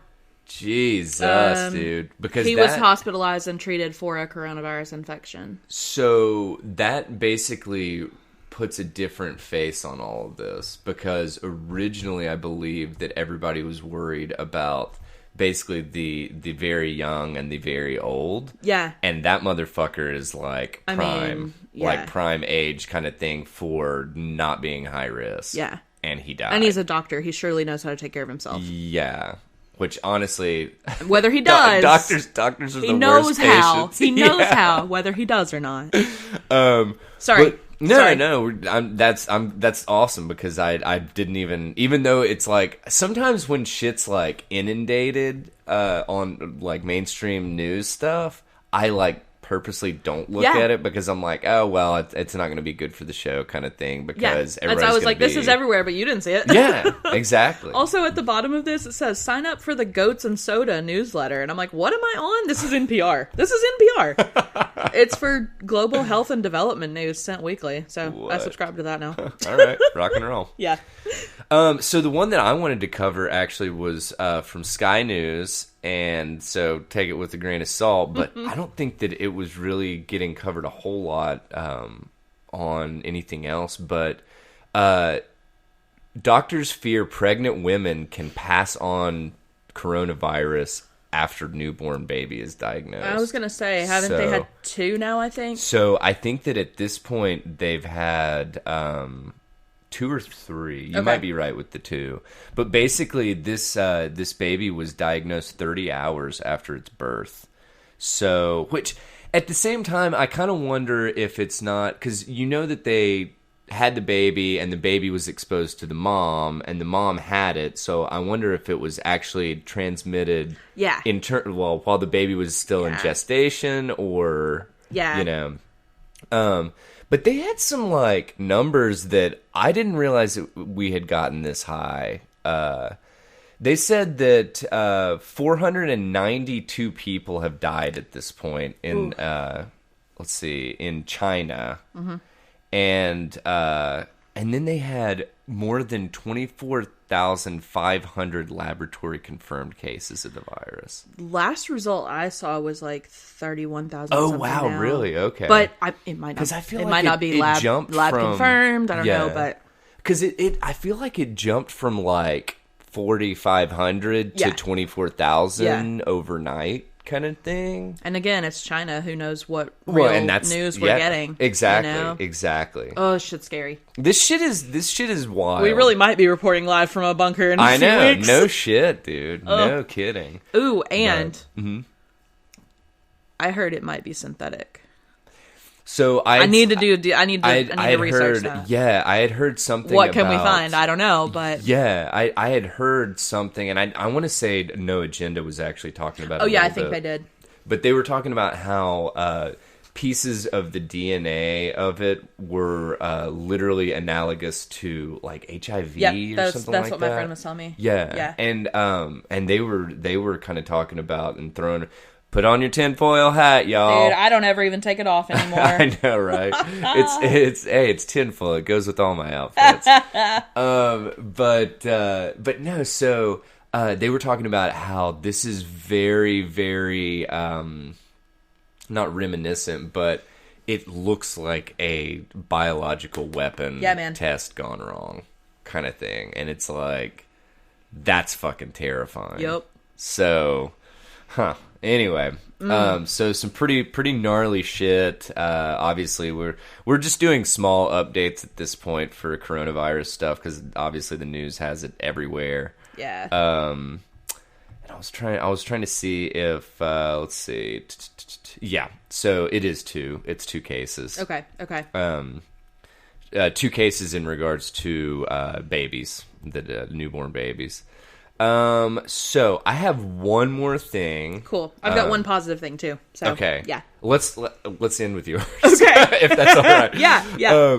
So Tether Radio hangs its hat on basically hating on Facebook as much as possible. So there were a couple things that I wanted to talk about real quick. I've recently gotten back onto the Facebook train because the podcast, man. We want to get our name out there, and it's a necessary evil at this point in life. So I got this notification, and granted, I don't have the app on my phone. I only use it on through a web browser. So, and this pops up, and it said, "Hey, do you want to turn on face recognition setting?" And I was like, "Hey, go fuck yourself." But I went ahead and screenshot the stuff because I wanted to talk about it a little bit. Yeah. Because I wanted to see what their pitch was, you know. So you're like, why would I ever? Yeah, seriously. Yeah. If I could delete Facebook, I would. But anyway, so they say when this setting is on, we can notify you about photos that you're in but haven't been tagged in. I don't give two shits about that. We can help protect against someone using your photo to impersonate you. I would love for someone to do that because no one has any interest in being me. So we can tell people with visual impairments when you're in a photo or video through a screen reader. Which I thought that was kind of interesting. That's kind of neat. I see a lot of people do that on, like when they post a picture, especially in a lot of like Facebook groups and stuff. They'll like also post like a text description of what the picture is. Yeah. That's nice. Yeah, I'm obviously all for accessibility options and stuff for people with disabilities and stuff, anything along those lines. But I don't know if I need to be described to anybody that has visual impairment. So if you turn this setting off, we'll still notify you when someone tags you in a photo. We won't be able to use face recognition to help stop someone from impersonating you, but we'll continue to work to protect your account in other ways. And then people with visual impairments will basically be told that you're in a photo if you get tagged, kind of thing. So okay, I get it. It is cool that this seems to be an opt-in thing, or that it's pretending to be. Yeah. Well, and the thing is, I'd love to know how many people just blindly hit okay on it. Yeah, just hit okay or whatever. Yeah. Just because it's like, oh well, you know, I don't like having to tag myself in photos. So this is one of these things that it's privacy versus convenience, in my opinion. That's kind of like all these websites that ask like, "Are cookies okay with you?" Yeah. I just so quick hit okay on that. Yeah. That if there's ever one that's like not about cookies, I'm already gonna hit okay on it. Yeah. No, I mean it's one of these things they talk about in healthcare alarm fatigue. Okay. That basically what it is there are so many beeps, bops, and boops in a hospital. Yeah. That when actual alarms that really fucking matter go off, you're just ignoring them. It's just like, oh well, that always beeps when it does, And I mean, it sucks, but at the same time, everything has a fucking alarm. Yeah. It's like if the patient, squirms in their bed a little bit, an alarm goes off, and it's just like, I don't know. I just wanted to mention that. I'm not going to attack and go down that rabbit hole. But so, what do they collect using this facial recognition chip? Face recognition is a technology that analyzes photos and videos you're in to calculate a unique number called a, quote, template. Okay. When your face recognition setting is on, we create and use your template to compare it to analyses of other photos or videos to recognize if you appear in that content. Okay. We don't share your template with anyone. Mm-hmm. We'll keep your template while your account is active, but we'll delete it if you turn your face recognition setting off. Real quick tangent. Something about the way that was worded reminded me. Okay. I have, just in the past few weeks, come across things in Facebook and in Gmail that are basically like, you can set up your death plan. Have you seen these? So, that is apparently a thing. Yeah, which, I mean, okay, that's kind of cool, but like, wow, I just didn't expect it. Like, I think it's really neat that a lot of millennials are a lot more death positive and like thinking about stuff. Well, it's not that we have anything to will to anybody. We're all broke, but but like I want someone to be able to log into my Facebook and be like, oh, she fell off a cliff following a chipmunk she saw. Yeah, because that's how I'm gonna die. Like I'm gonna follow some critter to my death. I wanna will like my 100K plus student debt to my enemies. That's what I want to do. But in Gmail too, it's like, if you don't check this account for however long you set, do you want to give it to someone? I'm like, I mean, I've got old Gmails that I just have forwarded to new Gmails. Yeah. Nice.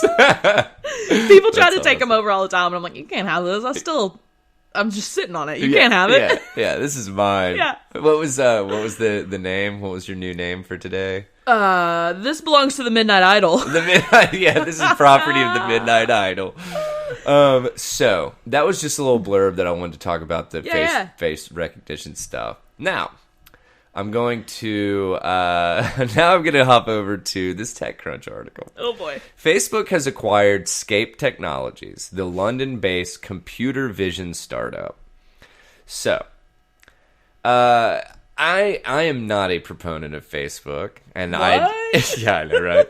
And I never will be a proponent of Facebook because I think big tech is the fucking devil. It is. But so Facebook acquired Scape Technologies. One might ask, what is Scape Technologies? Why don't I let the CEO and co-founder, Edward Miller, describe it to you? Well, that's a fake name if I've ever fucking heard one. Okay, Edward Miller. My name is John McNamerson. His name is Fark Puckerberg. It's like, but anyway, so Scape's, quote, vision engine, he describes it as a large-scale mapping pipeline that creates 3D maps from ordinary images and video. Camera devices can then query the vision engine using the startup's, quote, visual positioning service, API, to determine their exact location with far greater precision than GPS can ever provide.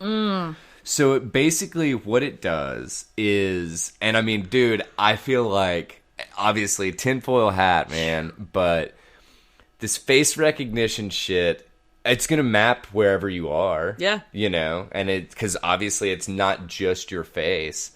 And this technology, now, I don't know how effective this is, but they're saying that it's like, quote, greater precision than GPS. Man, we're going to turn this over to the police and we're going to be in fucking 1984. Literally, it's the surveillance state in the fucking making, I hate it. Dude. It's insane.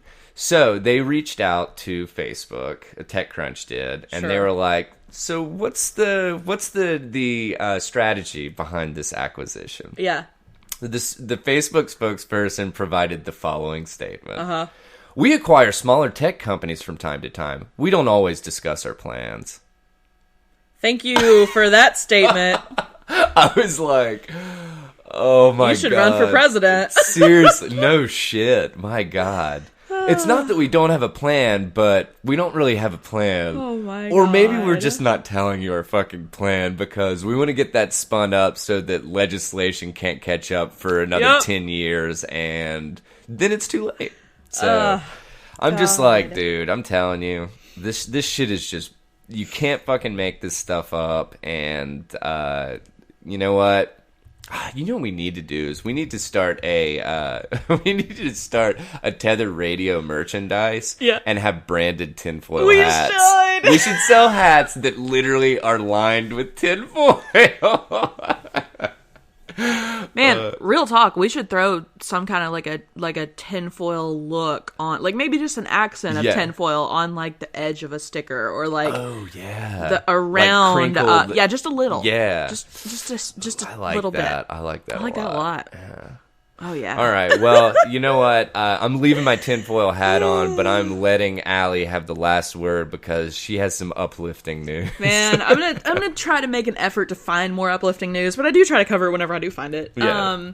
I just thought this was really good, and I think it's cool to be more inclusive, so I think that's always a good thing. Starbucks has launched a new ad in the UK that illustrates the story of a transgender person's transition through the chain's tradition of asking customers their name and writing it on their cup. This is from marketingdive.com. I don't know how I happened across this. I think I saw this headline. Okay. Yeah. It was pretty cool. Or was this... Oh, I texted it to you. Because there's a video. Yeah. And I'll post the video. It's really cool. It'll run across TV, digital, video on demand, out of home, and in stores. I don't even know what all those mean. Their spot is called What's Your Name? It centers on James, who is challenged when people continue to call him by his birth name, Gemma, during his transition. So I'm going to guess the kid's 14 or 15 or so from the video. And basically, like, his cell phone rings and he picks it up and they're like, "May I speak to Gemma?" And he's like, "Speaking." And, like, he just looks all defeated about it and stuff. Yeah. And I think he gets, like, called on in class or something, and he gets called Gemma. Yeah. And I think his dad refers to him as Gemma or something. Yeah. And then he goes to Starbucks and orders a coffee, and the barista is like, "What's your name?" Like, with a pin to the cup. And he's like, "James." Yeah. And, like, in a couple of minutes, they're like, "Here's your coffee, James." And, like, he just picks it up and walks away. And it's just so wholesome. It's so good. And apparently this was inspired by social media because a lot of transgender people have started sharing their stories of trying out their new cup, their new names on their cups at Starbucks. That's pretty cool. Because you can totally go to Starbucks and say your name is Wombat, and they'll put it on a cup for you, and they'll be like, "Okay, Wombat," you know. But but like, it's nice. Cool. It's a really cool thing. And they're also teaming up with a nonprofit called Mermaids, which supports trans youth. And they're going to sell mermaid cookies in stores across the UK, donating a portion of their profits to the nonprofit, which is cool because Starbucks' whole their logo is a mermaid too. So that really works well. I didn't even think about that. Really cool. Yeah. It's really nice. It's just cool. It's such a good little commercial, and like, and it's so fucking simple. Yeah, it's so simple. It's so easy. Calling and it doesn't someone by hurt what they want to go by. Just do it. It's just fucking A, man. Yeah. Huh. Rock and roll. I did take notes watching the Super Bowl about what ads were good and what ads were bad, but then the news all went to shit this week, so honestly, we're not getting to that. The Super Bowl happened, and then you know what happened the day after? The Iowa. fucking Iowa caucus. So, jeez. But yeah, I was diligently like taking notes on my phone through the whole Super Bowl, and I'm like, what a nerd am I?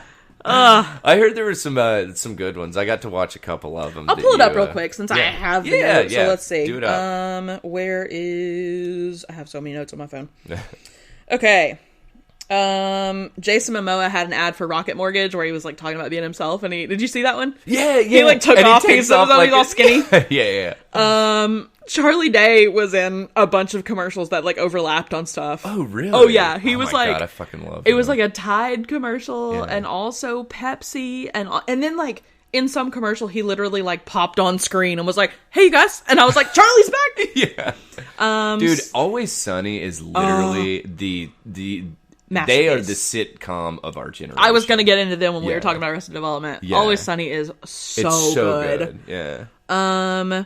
Which, real quick tangent. Yeah. Have you ever heard about their writing process? No. They were, and the only part that I really remembered was who plays Dennis. Do you know the actor? I can't think of his name off the top of my head. I know you're talking about that. Okay. Yeah. So the character Dennis, the actor that portrays him, they were talking about how they write like all this stuff. And he was like, well, literally what we try to do is for the character of Dennis, we literally try to make him like the worst person possible. Yes. And then we try to do that every episode. Yes. And like up it I have heard about that. And they were like, we just want him to be the most despicable, disgusting, terrible person. They do ever. A good job of it. Oh, dude, it's great. So great. Mountain Dew Zero had the Shining one, and that was so cool. That was a really good one. Avocados from Mexico had an ad where they were like selling stuff you could buy for your avocados. It was like a little scarf and like a jacket. It was so good. Avocado accessories. Baby nut. Oh, dude. Listen, hashtag baby nut. Who picked this hashtag? I'm going to tell you who. A millennial who just trolled more people than anyone ever will. 100%, dude. Fuck Google and that sad ad. Did you hear about that? Oh, no, I didn't see it. It was like a man who was a widower, and he was like it opens and it shows like a Google like search bar. Mm-hmm. And it's like, how do I stop forgetting things? And he's like trying to remember all his memories of his wife. Oh my god. I seriously, I had heard about it a little bit, and when that one came on, I was like, nope! I like jumped up and went to the bathroom. I was like, you guys can cry, I'm not watching it. God. It was very sweet, but like, no. Dude, yeah. Chrissy Teigen did an ad for the Hyundai Genesis, and it was really good. Oh, really? When John Legend, her husband, like came to pick her up from this like gala or whatever she was at, she like runs out there, and he rolls the window up and locks the door, and she's like, let me in, we're already late. And he's like, what's the magic word? And she's like, sexiest man alive. That's awesome. Post Malone had this insane ad for Bud Light Seltzer. It was showing like how his brain worked, and all the like people running the like Star Trek thing in his brain all looked like him with the crazy tattoos all over him and stuff. Dude, he is like that pothead friend that like is just really nice. Everybody loves him. Yeah. You can't help but love Post Malone. Yeah, I don't know. He just seems so like somehow so wholesome. Yeah. Like, did you see that his skit with I want to say it was like Jimmy Fallon maybe that they went to or no. I think he took maybe Conan. He took some late night host to Olive Garden because he loves Olive Garden. And he was like, "Oh my god, the breadsticks they're just fucking great, man." I think it was Conan. Was it Conan? I think it was Conan. Yeah. Oh my god. But that was awesome. Reese's Take 5 had one, and there was a guy with his head up his ass, and I just laughed forever. There was an Alexa one that started with Ellen and then also ended with Ellen. It was like historical. Yeah. And at the end, Ellen was like, "Play Usher, yeah, on Jugs," and it was seriously. What? I'm gonna have to look it up. Oh, that's like hilarious. I'm gonna have to hear that whole song. Yeah. And Anthony Anderson and his mama for T-Mobile. Anthony Anderson. He's a black guy that's a cook on some Food Network shows. Okay. I bet I'd recognize him. I want to be like his mom got a smartphone, and it was all about. And it was so good. And then there was a Groundhog Day remake. Oh, my parents were talking about that one. It was so good. They said they had him like strapped into the like seatbelt and stuff. Yeah, it was good. Awesome. Cool. Well, I am glancing at the time, and we thought we were going to be short today, and we are literally on the cusp of 12 minutes short of 2 hours. Damn. So I don't know. This podcast might evolve into a 2 hour, or maybe twice a week or something. Yeah, maybe that's what we need to do. Yeah, But I'll tell you what, we would love to have your input on what we want to hear what you want. Yeah. So, should we go to 2 hours? Should we start capping it at 1:30? Or do we need 2 episodes? You let us know. Let me let you know where to send your mail. That was a very confusing statement. If you want to hit us up at tetherradio@gmail.com. That is TETHERRADIO@gmail.com. We are on Jack Dorsey's Twitter sphere at tether_radio. Same handle on Instagram at tether_radio. Facebook, all one word, Tether Radio, and we have the active Tether Radio After Dark Facebook group. We're trying to get a little bit more activity going on in the Facebook group. We've tried to start posting overflow and stuff like that. Yeah. And if you come across something that's just funny and you want to share it, toss it in the group, man. Yep. We love a little uplifting whatever during the week. So. Oh, and what's up? We have a newsletter that we just started. Yes, and we have a pinned tweet. Yes. That you can access to sign up for that aforementioned newsletter. But it's just it's tetherradio.substack.com. Awesome. And it's free. And it's our weekly show sources, and then just a couple cool visual things that we end up finding that don't make for good radio, but they're cool to look at. There you go, man. Yeah. All right. Well, this has been Tether Radio episode 87. Woo-hoo. I'm Daniel. I'm Allie. And we are thanking you for lending us your ear for just shy of 2 hours. So hope you guys have a fantastic week, and we look forward to talking to you next week, friendos. Bye.